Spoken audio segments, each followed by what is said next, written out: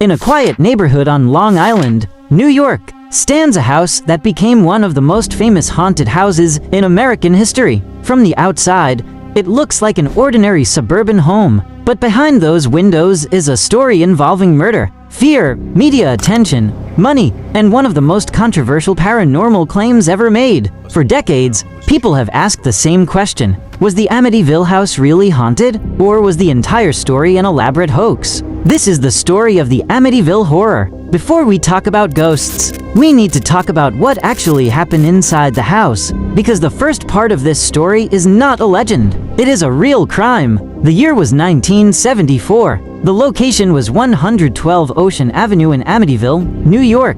The house belonged to the DeFeo family. On the night of November 13th, 6 members of the family were found dead inside the house. The victims were Ronald DeFeo Sr., Louise DeFeo, and their 4 children. The murders shocked the local community and quickly became a major news story. The surviving son, Ronald DeFeo Jr., was arrested. He was eventually convicted of murdering his family and received a prison sentence. This tragedy would later become the foundation of the Amityville legend, but at the time, nobody knew that the house would eventually become famous around the world. About a year after the murders, another family became interested in the property. Their names were George and Kathy Lutz. They had 3 children. The house was large, attractive, and available at a price that was lower than many similar properties. But there was a major problem. The house had a horrifying history. The Lutz family knew about the murders before moving in. Despite that, they decided to buy the property. On December 18, 1975,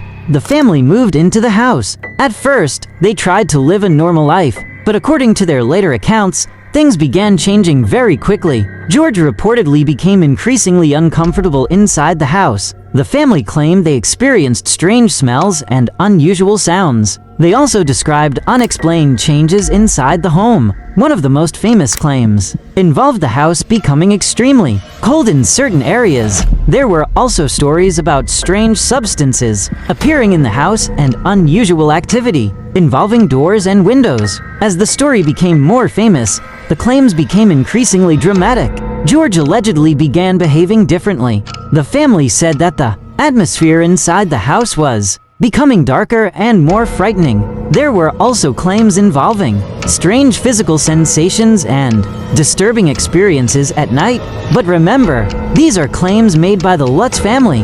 They were never scientifically established as proof of paranormal activity. Still, according to their story, the situation continued getting worse. Kathy reportedly became convinced that something was seriously wrong with the house. The family eventually decided that they could no longer stay there, and after only about 28 days, the Lutz family left. They reportedly left many of their belongings behind. That detail helped make the story even more mysterious. But what happened next changed everything. The Lutz family's story reached author Jay Anson. Anson interviewed the family and eventually turned their experiences into a book. In 1977, The Amityville Horror was published. The book became a huge success. Suddenly, millions of people were hearing about a supposedly haunted house in New York. The story had everything: a real family tragedy, a mysterious house, a frightened family, paranormal claims, and an unexplained ending.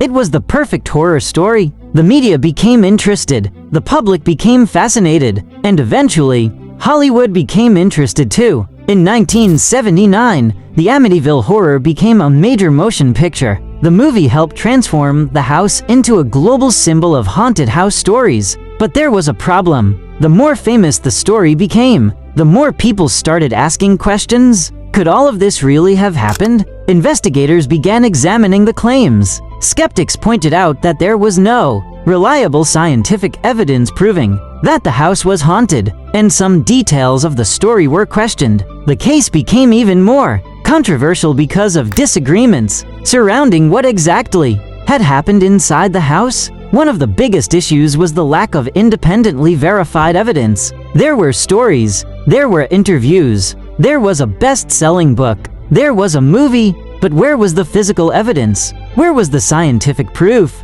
That question has followed the Amityville story for decades. And then came an even bigger accusation. Some people suggested that the story had been exaggerated or fabricated for financial gain? The idea was simple. Take a real tragedy, add a terrifying ghost story, publish a best-selling book, and turn the entire thing into a commercial success. The Amityville story certainly became profitable. The book sold extremely well. The movie became successful, and the haunted house legend became part of popular culture. But does commercial success prove that the story was fake? No, and that's where things become complicated. There is a major difference between saying, "There is no scientific evidence proving the paranormal claims," and saying, "The entire story has been conclusively proven to be a hoax." Those are not the same statement. The paranormal claims were never scientifically established, but proving that every single detail was deliberately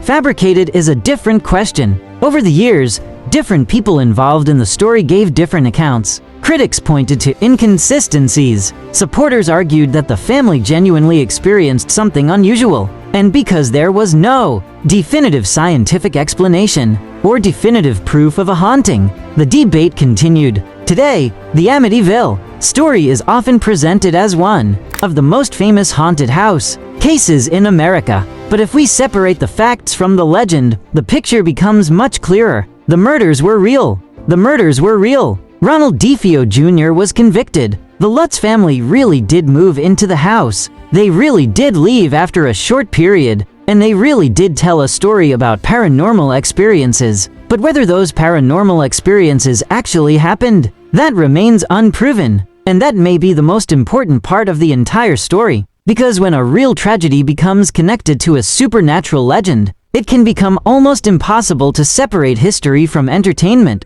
The murders happened before the Lutz family ever moved in. The ghost story came later, and once the story became a best-selling book and a Hollywood movie, it became much bigger than the original events. For some people, Amityville remains evidence that something supernatural may have happened. For others, it is an example of how fear, media, and storytelling can turn a real tragedy into a worldwide legend. And perhaps that's why the story has survived for so long. Because the question is not simply, are there ghosts in the Amityville house? The bigger question is, how much of the story should we believe? A real crime created the dark history of the house. A family reported frightening experiences. A book turned those experiences into a phenomenon.